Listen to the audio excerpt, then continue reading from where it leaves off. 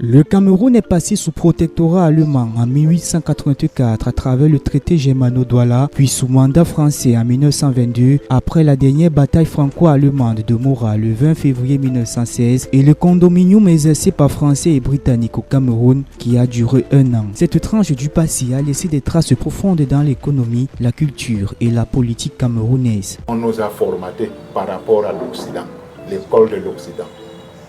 Nous apprenons ce qu'on appelle le psittacisme. On nous apprenait Mamadou Ebineta et autres qui n'ont rien à voir. Vous ne pouvez pas aller en France, on vous apprend l'histoire du Cameroun. Jamais. On ne connaît même pas le Cameroun, c'est où.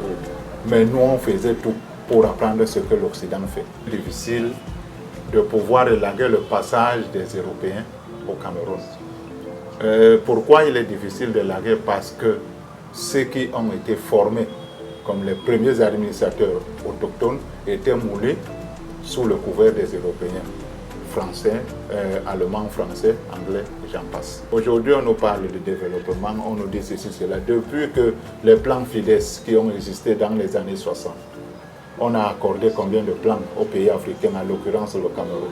Qu'est-ce qui a changé? Rien n'a changé.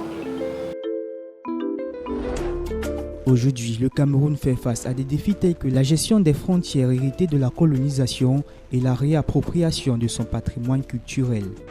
Les frontières en Afrique sont porteuses essentiellement de données conflictogènes pour la simple raison que les États africains ont hérité des frontières qui n'étaient pas originelles, qui n'étaient pas authentiques, parce que justement c'est le colon, à travers le principe de l'Interland, qui leur a imposé cette délimitation-là. Et les conséquences font que, à ce jour, la plupart des crises que nous connaissons en Afrique viennent effectivement du fait que le foncier est contesté. Si vous allez dans le sud du Cameroun, vous verrez d'ailleurs là-bas qu'il y a un grand carrefour qu'on appelle le carrefour des 3 pays, donc le Gabon, le Cameroun et la Guinée équatoriale. Et ce sont en réalité les mêmes peuples qui se retrouvent de part et d'autre. Parce que ce soit au Cameroun, que ce soit en Guinée équatoriale ou au Gabon, c'est un continuum anthropologique et sociologique. Ce sont les mêmes peuples en réalité qui se trouvent de part et d'autre. Et il y a donc, fort des différentes politiques de part et d'autre, il y a donc des conflits qui naissent parce que voilà, il y a des espaces frontaliers, des espaces fonciers qui sont en permanence dans la discussion.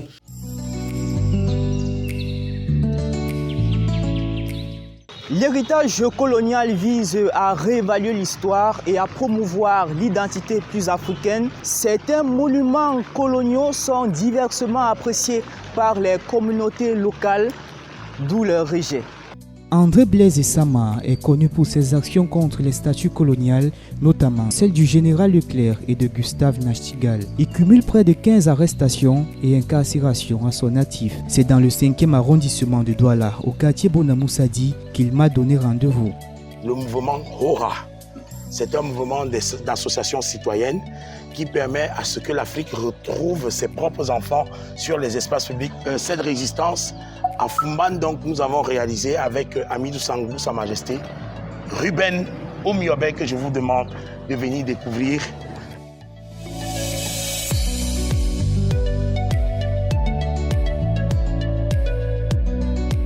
Notre peuple n'a pas suffisamment de courage pour pouvoir porter ensemble. Moi, j'ai demandé à plusieurs jeunes de ma génération de venir m'aider à ce qu'on porte ça et qu'on mette ça dans un espace qui sera peut-être soit un musée, mais beaucoup ont eu peur. Cela fait près de 15 ans qu'il milite pour remplacer les monuments coloniaux par ceux des héros nationaux camerounais. Face au refus des autorités, l'activiste a publié une bande dessinée intitulée « Résistance ». La prison, puisque quand vous posez des actes, me voici en prison à Neubel, où j'ai écrit toujours sur le mur « Nos héros méritent une reconnaissance publique ».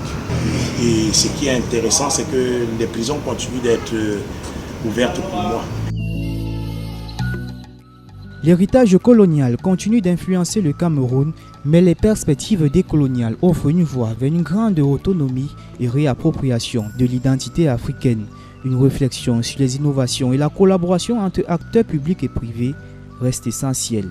C'est dans des espaces macro, effectivement, que nos pays sont appelés à créer des voies d'aération pour des développements plus inclusifs. Et donc aujourd'hui, la question, c'est de voir comment sortir de l'État-nation qui nous a conduit dans tous ces problèmes que l'on voit pour se fondre dans des espaces macro et embrasser le cadre du panafricanisme culturel, économique et politique.